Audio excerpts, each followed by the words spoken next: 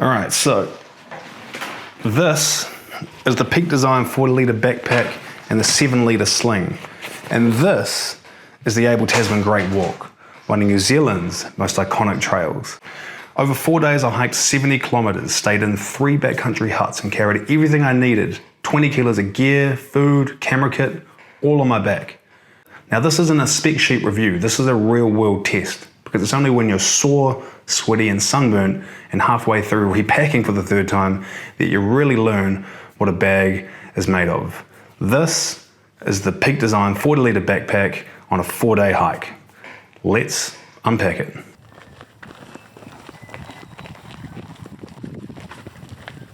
This is what 20 kilograms of essentials look like.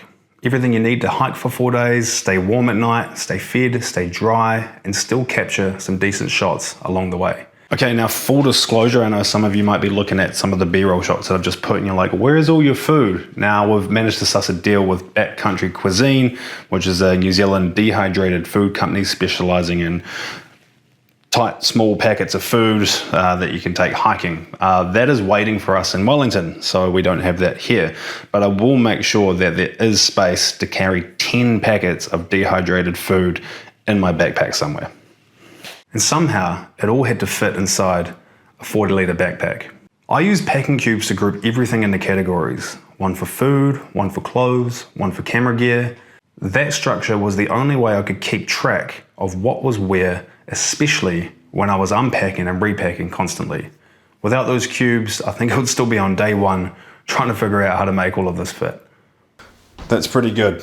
I feel pretty prepared and pretty ready to go for a 4-day hike. Man, I'm already building up a sweat. How am I going to survive 63 kilometers? Whew. Now, day one was a gentle introduction to the walk. 12 kilometers of easy terrain. It's also when the bag was at its heaviest. Backpack update. It's feeling really good. We're 10 kilometers in. And yeah, not really noticing too much strain on my back. It's obviously a little bit tense. Most of the weight's sitting on my hips. And now it's 10 k's in, it's feeling really good. So another 2k to go. Tomorrow we've got a 23k day.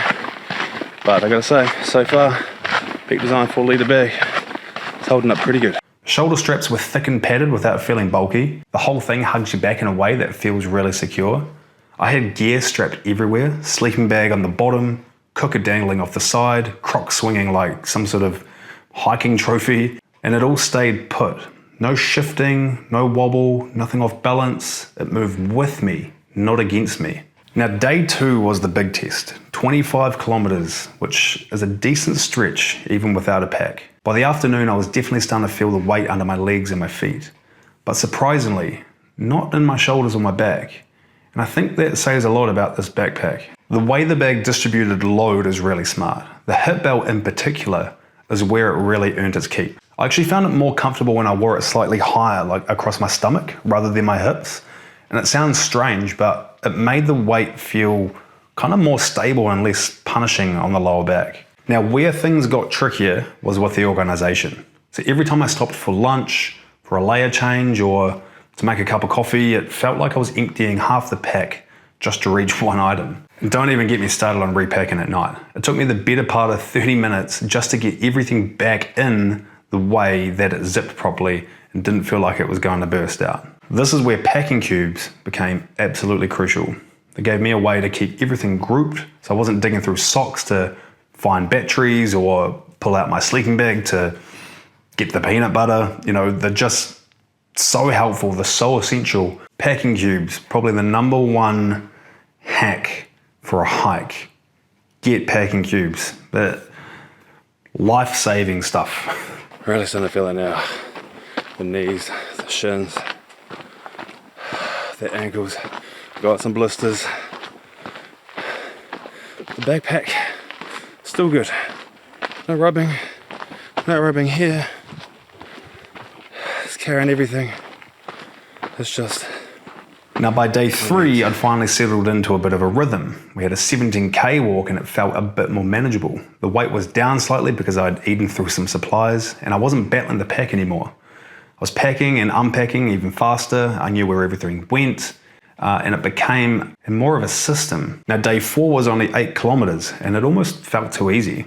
There was even a moment where I left my bag by a dock sign to go and check out a lookout point. And that felt like a small luxury, to just trust your environment and your gear enough to walk away for a moment. It's one of the added benefits of getting to do a hike in New Zealand. It's generally pretty safe. All right, let's talk design for a second. This pack is built tough. The stitching, it's bomb-proof. The buckles feel like they've survived a fall down a cliff. There are tie-down points all over the place. Everything I strapped externally held its place the entire time. But there's one thing I didn't quite get though, and that was the space for the hydration bladder. It doesn't have a hose port.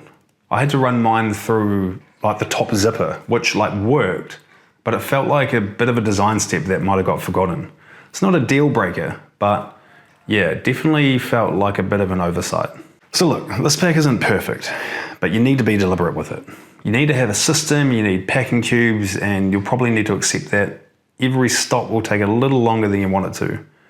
But after 4 days, 70 kilometers across sand, roots, bridges, stairs, it never let me down. It carried all the weight, it stayed comfortable, and it felt like something that I can continue to trust.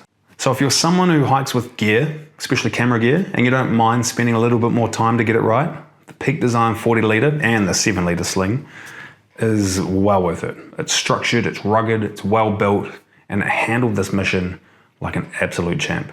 All right, so if you've got any questions about the pack or about the Abel Tasman Great Walk itself, drop them in the comments. And if you want a closer look at what went into this pack, rewind to the Flatlay at the start. Until then, thanks for watching, and I'll see you in the next one. Peace.